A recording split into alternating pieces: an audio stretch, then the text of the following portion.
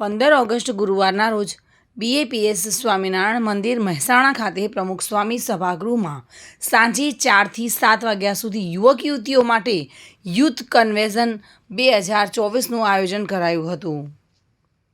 The power of યુથના મધ્યમવર્તી વિચાર સાથે જોડાયેલા આ સંમેલનમાં BAPS સંસ્થાના વિદ્વાન વક્તા સંત ડૉક્ટર પૂજ્ય જ્ઞાનનયન સ્વામીએ તેઓના ચિંતનસભર પ્રવચન દ્વારા સૌને જીવનના ટર્નિંગ પોઈન્ટ સમી આ યુવા અવસ્થામાં સંયમની તાકાત શું છે અને સંયમનું યથાર્થ મૂલ્ય શું છે એ સમજાવતા પ્રેરણાસભર માર્ગદર્શન પૂરું પાડ્યું હતું.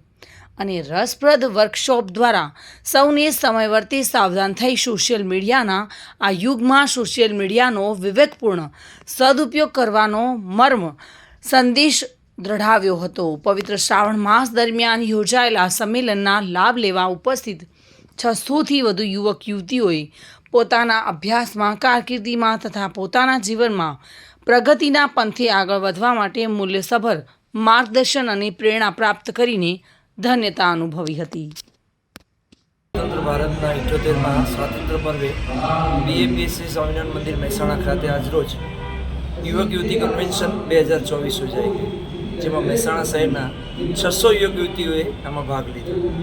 આ યુથ કન્વેન્શનનો મુખ્ય કહેતા કે સેન્ટ્રલ આઈડિયા હતો ધ પાવર ઓફ યુથ. યુવાનો આજે ઓજસ ગુમાવી રહ્યા છે, તો એમનો પાવર શેનાથી પ્રાપ્ત થાય? તો એ છે સંયમ. તો આ વિષય પર આ વિષયને ખૂબ જ દૃઢીભૂત કરતા સારંગપુર સ્થિત BAPS સ્વામી મંદિરના વિદ્વાન સંત પૂજ્ય જ્ઞાનનયન સ્વામી પધારી અને યુવાનોને આ વિષય પર ખૂબ સુંદર માર્ગદર્શન પૂરું પાડ્યું. લગભગ 600 જેટલા યુવક યુવતીઓએ આ યુથ કન્વેન્શનમાં લાભ લીધો અને જીવનમાં સંયમના પાઠ એમને પોતાના જીવનમાં દૃઢીભૂત કર્યા, ચરિતાર્થ કર્યા. એ જ આ યુથ કન્વેન્શનનો મુખ્ય હેતુ હતો, ઉદ્દેશ હતો, જે પૂજ્ય સંતો દ્વારા ફળીભૂત થયો. ભાવિન ભાવસાર સાથે bureau report, today Gujarati news.